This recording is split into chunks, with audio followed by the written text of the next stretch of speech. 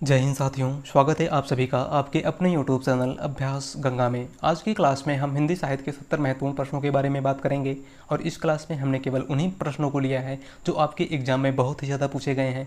तो यह क्लास आप सभी के लिए बहुत ही ज़्यादा इंपॉर्टेंट है और यह क्लास सभी प्रतियोगी परीक्षाओं के लिए महत्वपूर्ण है। तो चलिए क्लास को स्टार्ट करते हैं। क्लास को स्टार्ट करने से पहले यदि आप लोग चैनल पर नए हैं तो चैनल को सब्सक्राइब कर लीजिएगा और बेल आइकन को प्रेस कर लीजिएगा, जिससे हमारे आने वाले वीडियो का नोटिफिकेशन सबसे पहले आप तक पहुँचे। और आज का हमारा पहला क्वेश्चन है, हिंदी साहित्य के आरंभिक काल को आचार्य रामचंद्र शुक्ल ने क्या कहा है। इंपॉर्टेंट क्वेश्चन है। हमारा ऑप्शन है आदिकाल, वीरगाथा काल, सिद्ध सामंत काल या फिर चारण काल। राइट आंसर है ऑप्शन बी, वीरगाथा काल। हिंदी साहित्य के आरंभिक काल को आचार्य रामचंद्र शुक्ल ने क्या कहा है, तो वीरगाथा काल। बात करें आदिकाल की तो हिंदी साहित्य के आरंभिक काल को आदिकाल हजारी प्रसाद द्विवेदी ने कहा है और हिंदी साहित्य के आरंभिक काल को सिद्ध सामंत काल राहुल सांकृत्यायन ने कहा है और हिंदी साहित्य के आरंभिक काल को चरण काल तो जॉर्ज ग्रियर्सन और डॉक्टर रामकुमार वर्मा ने कहा है। आपको याद रखना है, अक्सर यहाँ से एक क्वेश्चन पूछा जाता है। अगले क्वेश्चन की बात करते हैं। अगला क्वेश्चन है, पृथ्वीराज रासो के रचनाकार कौन हैं। जयदेव, चंद्रवरदाई, जगनिक या फिर इनमें से कोई नहीं। राइट आंसर है ऑप्शन बी, चंद्रवरदाई। पृथ्वीराज रासो किसकी रचना है, तो चंद्रवरदाई की। अगला क्वेश्चन है, वीरों का कैसा हो वसंत कविता के रचनाकार हैं। इंपॉर्टेंट क्वेश्चन है। हमारा ऑप्शन है सुभद्रा कुमारी चौहान, धर्मवीर भारती, केदारनाथ अग्रवाल या फिर सुमित्रा नंदन पंत। राइट आंसर है ऑप्शन ए, सुभद्रा कुमारी चौहान। वीरों का कैसा हो वसंत कविता किसकी है, तो आपको याद रखना है सुभद्रा कुमारी चौहान की। अगला क्वेश्चन है, अतीत के चलचित्र, सॉरी यहाँ पे टाइपिंग मिस्टेक है, आपको बताना है कि अतीत के चलचित्र किसकी रचना है। हमारा ऑप्शन है जयशंकर प्रसाद की, महादेवी वर्मा की, सुमित्रा नंदन पंत की या फिर सूर्यकांत त्रिपाठी निराला की। राइट आंसर है ऑप्शन बी, आधुनिक युग की मीरा महादेवी वर्मा की। अतीत के चलचित्र किसकी रचना है, तो महादेवी वर्मा की। अगला क्वेश्चन, भूषण किस रस के कवि थे। इंपॉर्टेंट क्वेश्चन है। हमारा ऑप्शन है वीर रस के, रौद्र रस के, करुण रस के या फिर शांत रस के। राइट आंसर है ऑप्शन ए, वीर रस के। भूषण किस रस के कवि थे, तो आपको याद रखना है वीर रस के। अगले क्वेश्चन की बात करते हैं। अगला क्वेश्चन है, हिंदी का आदि कवि किसे कहा जाता है। इंपॉर्टेंट क्वेश्चन है। हमारा ऑप्शन है सरहपा, स्वयंभू, पुष्पदंत या फिर इन सभी को। राइट आंसर है ऑप्शन बी, स्वयंभू को। हिंदी का आदि कवि किसे कहा जाता है, तो स्वयंभू को। इनकी एक प्रसिद्ध रचना जो आपके एग्जाम में पूछी जाती है वह है पौम चरियू। कौन सी है, पौम चरियू। इसको आपको याद रखना है। अगले क्वेश्चन की बात करते हैं। अगला क्वेश्चन है, बिहारी किस राजा के दरबारी कवि थे। महाराणा प्रताप के, शिवाजी के, जय सिंह के या फिर तेज सिंह के। राइट आंसर है ऑप्शन सी, जय सिंह के। बिहारी किस राजा के दरबारी कवि थे, तो जय सिंह के। और बिहारी की एकमात्र रचना बिहारी सस्सई है। कौन सी है, बिहारी सस्सई। अगला क्वेश्चन है, निर्गुण भक्ति काव्य के प्रमुख कवि हैं। सूरदास, कबीरदास, तुलसीदास या फिर केशवदास। राइट आंसर है ऑप्शन बी, कबीरदास। निर्गुण भक्ति काव्यधारा के प्रमुख कवि इनमें से कौन है, तो आपको याद रखना है कबीरदास। और कबीरदास की प्रमुख रचनाएं हैं साखी, सबद और रामायणी। अगला क्वेश्चन है, प्रेमचंद के अधूरे उपन्यास का क्या नाम है। इंपॉर्टेंट क्वेश्चन है। हमारा ऑप्शन है गबन, रंगभूमि, मंगलसूत्र या फिर सेवा सदन। राइट आंसर है ऑप्शन सी, मंगलसूत्र। प्रेमचंद के अधूरे उपन्यास का नाम क्या है, तो आपको याद रखना है मंगलसूत्र। और प्रेमचंद का पहला उपन्यास सेवा सदन है। कौन सा है, सेवा सदन, जिसका प्रकाशन 1918 में हुआ था।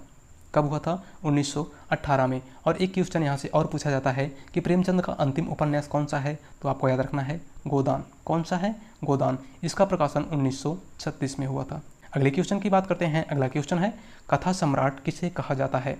प्रेमचंद को, जयशंकर प्रसाद को, तुलसीदास को या फिर सूरदास को। राइट आंसर है ऑप्शन ए, मुंशी प्रेमचंद को। कथा सम्राट की उपाधि किसे प्राप्त है, तो आपको याद रखना है मुंशी प्रेमचंद को। अगला क्वेश्चन, एक भारतीय आत्मा किसे कहा जाता है। जयशंकर प्रसाद को, माखनलाल चतुर्वेदी को, रामधारी सिंह दिनकर को या फिर सुमित्रा नंदन पंत को।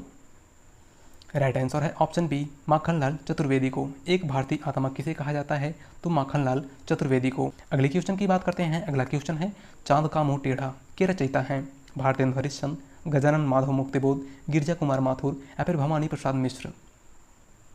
राइट आंसर है ऑप्शन बी गजानन माधव मुक्तिबोध। चांद का मुंह टेढ़ा किसकी रचना है? तो आपको याद रखना है गजानन माधव मुक्तिबोध की। अगला क्वेश्चन है मैथिल कोकिल किसे कहा जाता है? इंपॉर्टेंट क्वेश्चन है। हमारा ऑप्शन है विद्यापति को, अमीर खुसरो को, चंद्रवरदाई को या फिर हेमचंद्र को। राइट आंसर है ऑप्शन ए विद्यापति को। मैथिल कोकिल किसे कहा जाता है? तो विद्यापति को। विद्यापति की 3 प्रमुख रचनाएं जो आपके एग्जाम में पूछी जाती हैं उनको आपको याद रखना है। एक है कीर्तिलता, दूसरी है कीर्ति पताका और तीसरी है पदावली। पदावली की भाषा मैथिली है जिसकी वजह से विद्यापति को मैथिल कोकिल के नाम से भी जाना जाता है।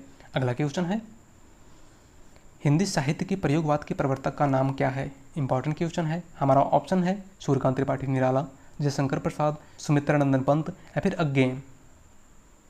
राइट आंसर है ऑप्शन डी सच्चिदानंद हीरानंद वात्स्यायन अज्ञेय। हिंदी साहित्य के प्रयोगवाद के प्रवर्तक का नाम क्या है? तो आपको याद रखना है अज्ञेय। अगले क्वेश्चन की बात करते हैं। अगला क्वेश्चन है जायसी किस काव्यधारा के कवि हैं? इंपॉर्टेंट क्वेश्चन है। राइट आंसर है ऑप्शन सी प्रेमाख्यानक काव्यधारा के। जायसी किस काव्यधारा के कवि हैं? तो प्रेमाख्यानक काव्यधारा के। अगले क्वेश्चन की बात करते हैं। अगला क्वेश्चन है चंद्रवरदाई किसके दरबारी कवि थे? महाराणा प्रताप के, पृथ्वीराज चौहान के, महाराजा विशलदेव के या फिर अकबर के। राइट आंसर है ऑप्शन बी पृथ्वीराज चौहान के। चंद्रवरदाई किसके दरबारी कवि थे? तो आपको याद रखना है पृथ्वीराज चौहान के। अगला क्वेश्चन है रीतिकाल का वह कौन सा कवि है जो अपनी एकमात्र कीर्ति से हिंदी साहित्य में अमर हो गया? हमारा ऑप्शन है केशवदास, बिहारी, मतिराम या फिर चिंतामणि। राइट आंसर है ऑप्शन बी बिहारी। रीतिकाल का वह कौन सा कवि है जो अपनी एकमात्र रचना से हिंदी साहित्य में अमर हो गया? तो वह है बिहारी लाल चौबे जिनकी रचना है बिहारी सस्सई, जिसकी वजह से बिहारी हिंदी साहित्य में अमर हो गए थे। अगला क्वेश्चन है अपभ्रंश का वाल्मीकि किसे कहा जाता है? इंपॉर्टेंट क्वेश्चन है। हमारा ऑप्शन है पुष्पदंत को, धनपाल को, स्वयंभू को या फिर शालभद्र सूरी को। राइट आंसर है ऑप्शन सी स्वयंभू को। अपभ्रंश का वाल्मीकि किसे कहा जाता है? तो आपको याद रखना है स्वयंभू को। अगले क्वेश्चन की बात करते हैं। अगला क्वेश्चन है हिंदी साहित्य के आधुनिक काल को सिद्ध सामंत काल किसने कहा है? राहुल सांकृत्यायन ने, डॉक्टर रामकुमार वर्मा ने, ग्रियर्सन ने या फिर रामचंद्र शुक्ल ने। राइट आंसर है ऑप्शन ए राहुल सांकृत्यायन ने। हिंदी साहित्य के आधुनिक काल या आरंभिक काल को सिद्ध सामंत काल किसने कहा था? तो राहुल सांकृत्यायन ने। अगला क्वेश्चन है द्विवेदी युग का नामकरण किसके नाम पर पड़ा है? इंपॉर्टेंट क्वेश्चन है। हमारा ऑप्शन है शांतिप्रिय द्विवेदी, महावीर प्रसाद द्विवेदी, हजारी प्रसाद द्विवेदी या फिर राम अवध द्विवेदी। राइट आंसर है ऑप्शन बी महावीर प्रसाद द्विवेदी। द्विवेदी युग का नाम किसके नाम पे पड़ा है? तो आपको याद रखना है महावीर प्रसाद द्विवेदी के। अगला क्वेश्चन है किस काल को स्वर्णकाल कहा जाता है? इंपॉर्टेंट क्वेश्चन है। हमारा ऑप्शन है रीतिकाल, आदिकाल, भक्तिकाल या फिर आधुनिक काल।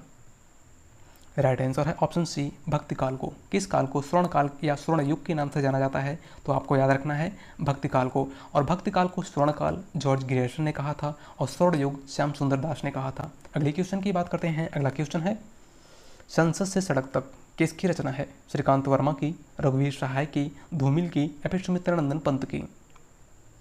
राइट आंसर है ऑप्शन सी सुदामा पांडे धूमिल की। संसद से सड़क तक किसकी रचना है? तो आपको याद रखना है धूमिल की। अगला क्वेश्चन है ज्ञानपीठ पुरस्कार पाने वाले हिंदी के प्रथम साहित्यकार कौन हैं? हमारा ऑप्शन है सुमित्रानंदन पंत, रामधारी सिंह दिनकर, महादेवी वर्मा या फिर तुलसीदास। राइट आंसर है ऑप्शन ए सुमित्रानंदन पंत। ज्ञानपीठ पुरस्कार पाने वाले हिंदी के प्रथम साहित्यकार कौन थे? तो सुमित्रानंदन पंत। इनको 1968 में चिदम्बरा रचना के लिए ज्ञानपीठ पुरस्कार प्रदान किया गया था। अगर क्वेश्चन पूछा जाए कि ज्ञानपीठ पुरस्कार सबसे पहले किसे दिया गया था, तो आपको याद रखना है जी शंकर कुरूप को 1965 में मलयालम भाषा के लिए ज्ञानपीठ पुरस्कार प्रदान किया गया था। लेकिन अगर क्वेश्चन पूछा जाए कि ज्ञानपीठ पुरस्कार पाने वाले हिंदी के प्रथम साहित्यकार कौन थे, तो आपको याद रखना है सुमित्रानंदन पंत को उनकी रचना चिदम्बरा के लिए मिला था। अगले क्वेश्चन की बात करते हैं। अगला क्वेश्चन है वर्तमान हिंदी का प्रचलित रूप है अवधी, खड़ी बोली, देवनागरी या फिर ब्रजभाषा। राइट आंसर है ऑप्शन बी खड़ी बोली। वर्तमान हिंदी का प्रचलित रूप कैसा है? तो आपको याद रखना है खड़ी बोली। अगला क्वेश्चन इनमें से अष्टछाप के सर्वश्रेष्ठ कवि कौन हैं? सूरदास, परमानंद दास, कृष्णदास या फिर कुम्भन दास। राइट आंसर है ऑप्शन ए सूरदास। इनमें से अष्टछाप के सर्वश्रेष्ठ कवि कौन हैं? तो आपको याद रखना है सूरदास। अष्टछाप में कुल 8 कवि हैं। सूरदास, परमानंद दास, कुंभन दास, कृष्णदास, नंददास, चतुर्भुज दास, गोविंद स्वामी और चित स्वामी, ये सभी आपको याद रखने हैं। और अष्टछाप की स्थापना गोस्वामी विठलनाथ ने की थी। अगले क्वेश्चन की बात करते हैं। अगला क्वेश्चन है ठेले पर हिमालय किसका निबंध है? अज्ञेय का, निराला का, जयशंकर प्रसाद का या फिर धर्मवीर भारती का। राइट आंसर है ऑप्शन डी, धर्मवीर भारती का। ठेले पर हिमालय किसका निबंध है? तो धर्मवीर भारती का। धर्मवीर भारती की प्रमुख रचनाएं जो आपके एग्जाम में पूछी जाती हैं, एक है अंधा युग, दूसरा है गुनाहों का देवता, तीसरा है ठंडा लोहा, चौथा है सूरज का सातवां घोड़ा और पांचवा है कौनप्रिया। ये रचनाएं आपके एग्जाम में बहुत ही ज़्यादा पूछी जाती हैं, तो इनको आपको याद रखना है। अगले क्वेश्चन की बात करते हैं। अगला क्वेश्चन है, रासु शब्द की उत्पत्ति रसायन से किसने मानी है? इंपॉर्टेंट क्वेश्चन है। हमारा ऑप्शन है गार्सा दत्तासी ने, पंडित राम नारायण दुग्गड़ ने, रामचंद्र शुक्ल ने या फिर हजारी प्रसाद द्विवेदी ने। राइट आंसर है ऑप्शन सी, रामचंद्र शुक्ल ने। रासु शब्द की उत्पत्ति रसायन से किसने मानी है? तो रामचंद्र शुक्ल ने। अगला क्वेश्चन है, काशी में हम प्रकट भय रामानंद चेताएं किसकी पंक्ति है? कबीर की, तुलसीदास की, सूरदास की या फिर रैदास की? राइट आंसर है ऑप्शन ए, कबीरदास की। काशी में हम प्रकट भय रामानंद चेताएं किसकी पंक्ति है? तो कबीर की। अगला क्वेश्चन है, निम्नलिखित कवियों में रीति सिद्ध कौन है? बिहारी, घनानंद, मतीराम या फिर केशवदास? राइट आंसर है ऑप्शन ए, बिहारी। इनमें से रीति सिद्ध कवि कौन है? तो बिहारी। बात करें घनानंद की, तो घनानंद रीतमुक्त काव्यधारा के कवि हैं। मतीराम और केशवदास आपके रीतिबद्ध काव्यधारा के कवि हैं। अगला क्वेश्चन है, कठिन काव्य का प्रेत किसे कहा जाता है? केशवदास को, चिंतामणि को, भूषण को या फिर देव को? राइट आंसर है ऑप्शन ए, केशवदास को। कठिन काव्य का प्रेत किसे माना गया है या किसे कहा जाता है? तो केशवदास को। अगले क्वेश्चन की बात करते हैं। अगला क्वेश्चन है, चितवन की छां निबंध संग्रह के रचयिता कौन है? काफ़ी अच्छा प्रश्न है। हमारा ऑप्शन है बालकृष्ण भट्ट, हरिशंकर परसाई, विद्यानिवास मिश्र या फिर हजारी प्रसाद द्विवेदी? राइट आंसर है ऑप्शन सी, विद्यानिवास मिश्र। चितवन की छां निबंध किसका है? तो विद्यानिवास मिश्र का। अगला क्वेश्चन है, राहुल सांकृत्यायन ने हिंदी का प्रथम कवि किसे माना है? सरहपा को, पुष्पदंत को, शालिभद्र सूरी को या फिर स्वयंभू को? राइट आंसर है ऑप्शन ए, सरहपा को। राहुल सांकृत्यायन ने हिंदी का प्रथम कवि किसे माना है? तो आपको याद रखना है सरहपा को। अगला क्वेश्चन, निम्नलिखित में कौन सी बोली पश्चिमी हिंदी की नहीं है? इंपॉर्टेंट क्वेश्चन है। हमारा ऑप्शन है ब्रजभाषा, बुंदेली, खड़ी बोली या फिर अवधी? राइट आंसर है ऑप्शन डी, अवधी। इनमें से कौन सी बोली पश्चिमी हिंदी की नहीं है? तो वह है अवधी। अवधी आपके पूर्वी हिंदी के अंतर्गत आती है और पूर्वी हिंदी के अंतर्गत 3 बोलियां आती हैं, अवधी, बघेली और छत्तीसगढ़ी। बात करें पश्चिमी हिंदी की, तो पश्चिमी हिंदी के अंतर्गत 5 बोलियां आती हैं, कन्नौजी, ब्रज, बांगरू, बुंदेली और खड़ी बोली। अगले क्वेश्चन की बात करते हैं। अगला क्वेश्चन है, संविधान की 8वीं अनुसूची में कितनी भाषाएं शामिल हैं? 21, 18, 23 या फिर 22? राइट आंसर है ऑप्शन डी, 22। संविधान की 8वीं अनुसूची में कितनी भाषाएं शामिल हैं? तो 22। अगला क्वेश्चन, निम्नलिखित में से अष्टछाप का कवि कौन सा नहीं है? मलुकदास, सूरदास, परमानंद दास या फिर कुंभन दास? राइट आंसर है ऑप्शन ए, मलुकदास। इनमें से कौन सा कवि अष्टछाप का नहीं है? तो वह है मलुकदास और अष्टछाप की स्थापना विट्ठलनाथ ने की थी। अगले क्वेश्चन की बात करते हैं। अगला क्वेश्चन है, निम्नलिखित में से कौन सी रचना चिंतामणि की है? हमारा ऑप्शन है अलंकार प्रकाश, रसराज, कविकुल कल्पतरु या फिर काव्य निर्णय? राइट आंसर है ऑप्शन सी, कविकुल कल्पतरु। इनमें से कौन सी रचना चिंतामणि की है? तो वह है कविकुल कल्पतरु। बात करें अलंकार प्रकाश की, तो यह राम सहाय की रचना है, रसराज मतीराम की रचना है और काव्य निर्णय भिखारीदास की रचना है। अगला क्वेश्चन है, अष्टछाप की स्थापना किसने की थी? विट्ठलनाथ ने, वल्लभाचार्य ने, सूरदास ने या फिर रामानंद ने? राइट आंसर है ऑप्शन ए, विट्ठलनाथ ने। अष्टछाप की स्थापना किसने की थी? तो विट्ठलनाथ ने। अगला क्वेश्चन है, मृगावती किसकी रचना है? उस्मान की, कुतुबन की, मंझन की या फिर जायसी की? राइट आंसर है ऑप्शन बी, कुतुबन की। मृगावती किसकी है? तो कुतुबन की। अगला क्वेश्चन है, यशोधरा किसकी रचना है? केशवदास की, भिखारीदास की, मैथिली शरण गुप्त की या फिर सियाराम शरण गुप्त की? राइट आंसर है ऑप्शन सी, मैथिली शरण गुप्त की। यशोधरा किसकी रचना है? तो मैथिली शरण गुप्त की। अगला क्वेश्चन है, निम्नलिखित में से कौन सा मतीराम का ग्रंथ नहीं है? रसराज, रसविलास, ललित ललाम या फिर छंदसार? राइट आंसर है ऑप्शन बी, रसविलास। इनमें से कौन सी रचना मतीराम की नहीं है? तो वह है रसविलास। रसविलास चिंतामणि और देव दोनों की है। अगला क्वेश्चन है, निम्नलिखित में से रीति मुक्त कवि नहीं है? बोधा, ठाकुर, पद्माकर या फिर आलम? राइट आंसर है ऑप्शन सी, पद्माकर। इनमें से कौन सा कवि रीतमुक्त काव्यधारा का कवि नहीं है? तो वह है पद्माकर और पद्माकर रीतबद्ध काव्यधारा के कवि हैं, आपको याद रखना है। अगले क्वेश्चन की बात करते हैं। अगला क्वेश्चन है, चंडी चरित्र किसकी रचना है? गुरु गोविंद सिंह की, भूषण की, लाल कवि की या फिर शोधन की? राइट आंसर है ऑप्शन ए, गुरु गोविंद सिंह की। चंडी चरित्र किसकी रचना है? तो गुरु गोविंद सिंह की। अगला क्वेश्चन, हिंदी साहित्य को कितने कालखंडों में विभाजित किया गया है? काफ़ी अच्छा प्रश्न है। हमारा ऑप्शन है 2, 4, 5 या फिर 3। राइट आंसर है ऑप्शन बी, 4। हिंदी साहित्य को कितने कालखंडों में विभाजित किया गया है? तो आपको याद रखना है 4 कालखंडों में। पहला आदिकाल, दूसरा भक्तिकाल, तीसरा रीतिकाल और चौथा आधुनिक काल। अगला क्वेश्चन है, हिंदी साहित्य का आधुनिक काल सामान्यतः कब से माना जाता है? 1850 ईस्वी से, 1700 ईस्वी से, 1750 ईस्वी से या फिर 1900 ईस्वी से? राइट आंसर है ऑप्शन ए, 1850 ईस्वी से। अगले क्वेश्चन की बात करते हैं। अगला क्वेश्चन है, निम्नलिखित में से कौन सा हिंदी साहित्य का काल विभाजन नहीं है? आधुनिक काल, भक्तिकाल, रीतिकाल या फिर संयुक्त काल? राइट आंसर है ऑप्शन डी, संयुक्त काल। इनमें से कौन सा हिंदी साहित्य का काल विभाजन नहीं है? तो वह है संयुक्त काल। अगला क्वेश्चन है, इस्तवार दा ललितोत्तर एंदुई ए हिंदुस्तानी नामक हिंदी साहित्य के इतिहास ग्रंथ के लेखक का नाम है? काफ़ी अच्छा प्रश्न है। हमारा ऑप्शन है गारसादा तासी, जॉर्ज ग्रियर्सन, मिश्र बंधु या फिर रामचंद्र शुक्ल। राइट आंसर है ऑप्शन ए, गारसादा तासी। और यह फ्रेंच भाषा में लिखा गया पहला हिंदी साहित्य का इतिहास ग्रंथ है जिसके लेखक गारसादा तासी हैं। अगले क्वेश्चन की बात करते हैं। अगला क्वेश्चन है, हम दीवानों की क्या हस्ती है, आज यहाँ कल वहाँ चलें, मस्ती का आलम साथ चला, हम धूल उड़ाते जहाँ चलें। प्रस्तुत पंक्तियों के रचयिता कौन है? हमारा ऑप्शन है सियाराम शरण गुप्त, भगवती चरण वर्मा, सुभद्रा कुमारी चौहान या फिर रामधारी सिंह दिनकर। राइट आंसर है ऑप्शन बी, भगवती चरण वर्मा। दी गई पंक्ति किसकी है? तो आपको याद रखना है भगवती चरण वर्मा की। अगला क्वेश्चन है, हिंदी का प्रथम गद्यकार कौन है? सितारे हिंद, लल्लू लाल, भारतेंदु हरिश्चंद्र या फिर बालकृष्ण भट्ट? राइट आंसर है ऑप्शन बी, लल्लू लाल। हिंदी का प्रथम गद्यकार कौन है? तो आपको याद रखना है लल्लू लाल। इनकी प्रमुख रचना है प्रेम सागर, जो आपके एग्जाम में कई बार पूछी गई है। इसको आपको याद रखना है। कौन सी है? प्रेम सागर। अगला क्वेश्चन है, हिंदी का सर्वप्रथम प्रकाशित पत्र का नाम है? इंपॉर्टेंट क्वेश्चन है। हमारा ऑप्शन है सम्मेलन पत्रिका, उदंत मार्तंड, सरस्वती या फिर समाचार सुधावर्षण? राइट आंसर है ऑप्शन बी, उदंत मार्तंड, जिसके संपादक पंडित जुगल किशोर थे और यह एक साप्ताहिक पत्रिका है जो कलकत्ता से प्रकाशित होती थी। अगले क्वेश्चन की बात करते हैं। अगला क्वेश्चन है, दोहा कोश के रचयिता हैं? लुईपा, सरहप्पा, कढ़प्पा या फिर इनमें से कोई नहीं? राइट आंसर है ऑप्शन बी, सरहप्पा। दोहा कोश किसकी रचना है? तो आपको याद रखना है सरहप्पा की। अगला क्वेश्चन है, संस्कृति के 4 अध्याय किसकी रचना है? रामधारी सिंह दिनकर की, भगवती चरण वर्मा की, माखनलाल चतुर्वेदी की या फिर सुभद्रा कुमारी चौहान की?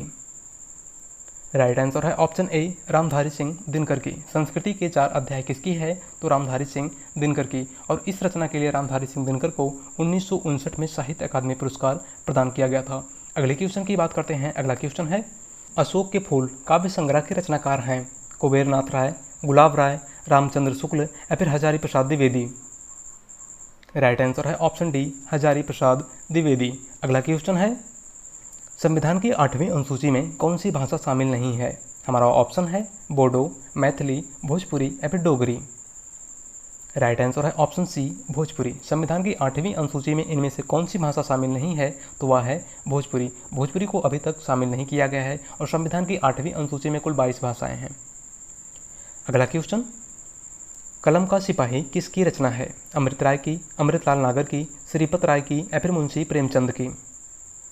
राइट आंसर है ऑप्शन ए, अमृत राय की। कलम का सिपाही किसकी रचना है? तो अमृत राय की। और इसकी विधा जीवनी है जो मुंशी प्रेमचंद के जीवन पर आधारित है। अगले क्वेश्चन की बात करते हैं। अगला क्वेश्चन है, पहले मैं सन्नाटा बुनता हूँ किसकी रचना है? अज्ञे की, नागार्जुन की, रामकुमार वर्मा की या फिर शमशेर बहादुर सिंह की? राइट आंसर है ऑप्शन ए, सच्चिदानंद हीरानंद वात्स्यायन अज्ञे की। अगला क्वेश्चन है, इनमें से कौन सा उपन्यास अमृतलाल नागर का नहीं है? हमारा ऑप्शन है सुहाग के नुपुर, मानस के हंस, भूले बिसरे चित्र या फिर बूंद और समुद्र? राइट आंसर है ऑप्शन सी, भूले बिसरे चित्र। इनमें से कौन सा उपन्यास अमृतलाल नागर का नहीं है? तो वह है भूले बिसरे चित्र। और भूले बिसरे चित्र भगवती चरण वर्मा की रचना है। अगले क्वेश्चन की बात करते हैं। अगला क्वेश्चन है, तुलसीदास के गुरु कौन थे या कौन हैं? हमारा ऑप्शन है रामानंद, हनुमंत शास्त्री, नरहरिदास या फिर रामानुजाचार्य? राइट आंसर है ऑप्शन सी, नरहरिदास। तुलसीदास के गुरु कौन थे? तो नरहरिदास। अगला क्वेश्चन है, विज्ञान गीता किस कवि की कीर्ति है? राइट आंसर है ऑप्शन ए केशवदास की। विज्ञान गीता किसकी रचना है? तो केशवदास की। अगला क्वेश्चन है, पूर्वी हिंदी का विकास इनमें से किस अपभ्रंश से हुआ है? इंपॉर्टेंट क्वेश्चन है। हमारा ऑप्शन है नगड़ अपभ्रंश से, अर्धमागधी अपभ्रंश से, खस अपभ्रंश से या फिर मागधी अपभ्रंश से। राइट आंसर है ऑप्शन बी अर्धमागधी अपभ्रंश से। अगला क्वेश्चन है, निम्नलिखित में से कौन ज्ञानाश्रयी शाखा के कवि हैं? काफ़ी अच्छा प्रश्न है। हमारा ऑप्शन है सूरदास, जायसी, कबीरदास या फिर गोस्वामी तुलसीदास। राइट आंसर है ऑप्शन सी कबीरदास। इनमें से कौन ज्ञानाश्रयी शाखा के कवि हैं? तो वह है कबीरदास। बात करें जायसी की तो जायश्री प्रेमाश्रयी काव्यधारा के कवि हैं, सूरदास कृष्णाश्रयी काव्यधारा के कवि हैं और गोस्वामी तुलसीदास रामाश्रयी काव्यधारा के कवि हैं। अगले क्वेश्चन की बात करते हैं। अगला क्वेश्चन है, हिंदी में रिपोर्ताज विधा का जनक किसे माना जाता है? हमारा ऑप्शन है रामविलास शर्मा को, रामकुमार वर्मा को, शिवदान सिंह चौहान को या फिर नंद दुलारे वाजपेयी को। राइट आंसर है ऑप्शन सी शिवदान सिंह चौहान को। हिंदी में रिपोर्ताज विधा का जनक किसे माना गया है? तो शिवदान सिंह चौहान को। और हिंदी का पहला रिपोर्ताज लक्ष्मीपुरा, जिसका प्रकाशन 1938 में हुआ था, इसके लेखक शिवदान सिंह चौहान ही थे। अगले क्वेश्चन की बात करते हैं। अगला क्वेश्चन है, रानी केतकी की कहानी के लेखक हैं सदल मिश्र, लल्लू लाल, इंसा अल्लाह खां या फिर सदा सुखलाल। राइट आंसर है ऑप्शन सी इंसा अल्लाह खां। रानी केतकी की कहानी किसकी रचना है? इंसा अल्लाह खां की। और रानी केतकी की कहानी का दूसरा नाम उदयभान चरित भी है, आपको याद रखना है। अगले क्वेश्चन की बात करते हैं। अगला क्वेश्चन है, नासिकेतोपाख्यान के लेखक हैं सदल मिश्र, इंसा अल्लाह खां, लल्लू लाल या फिर इनमें से कोई नहीं। राइट आंसर है ऑप्शन ए सदल मिश्र। नासिकेतोपाख्यान किसकी रचना है? तो सदल मिश्र की। अगला क्वेश्चन, हिंदी की आदि जननी किसे कहा जाता है? पाली को, प्राकृत को, अपभ्रंश को या फिर संस्कृत को। राइट आंसर है ऑप्शन डी संस्कृत को। अगला क्वेश्चन है, भोर का तारा एकांकी के लेखक हैं उपेंद्र नाथ अस्क, जगदीश चंद्र माथुर, धर्मवीर भारती या फिर मोहन राकेश।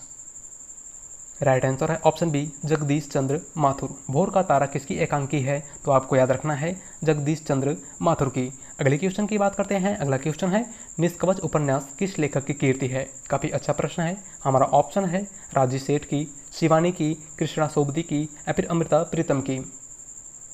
राइट आंसर है ऑप्शन ए राजी सेठ की। निष्कवच उपन्यास किसका है? तो राजी सेठ का। अगला क्वेश्चन है, रूपा पत्रिका के संपादक कौन हैं? काफ़ी अच्छा प्रश्न है। हमारा ऑप्शन है सुमित्रानंदन पंत, जयशंकर प्रसाद, सूर्यकांत त्रिपाठी निराला या फिर अयोध्या सिंह उपाध्याय हरिओद।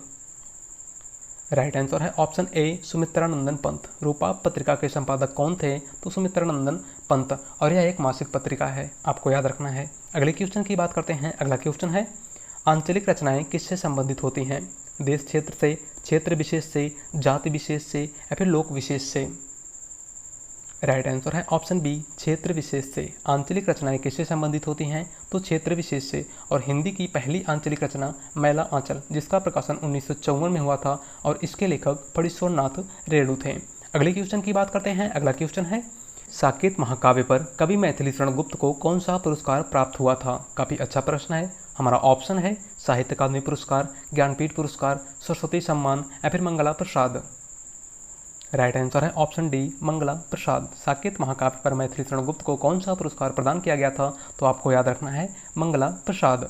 अगला क्वेश्चन और आज का लास्ट क्वेश्चन, ज्ञानपीठ पुरस्कार किस भाषा से संबंधित है? इंपॉर्टेंट क्वेश्चन है। हमारा ऑप्शन है हिंदी से, संस्कृत से, तमिल से या फिर संविधान की 8वीं अनुसूची की सभी भाषाओं से। राइट आंसर है ऑप्शन डी संविधान की 8वीं अनुसूची की सभी भाषाओं से। तो आज की क्लास में बस इतना ही। और अगर आप लोग चैनल पर नए हैं तो चैनल को सब्सक्राइब कर लीजिएगा और वीडियो पसंद आई हो तो वीडियो को लाइक कर दीजिएगा। मिलते हैं एक नए टॉपिक के साथ। धन्यवाद।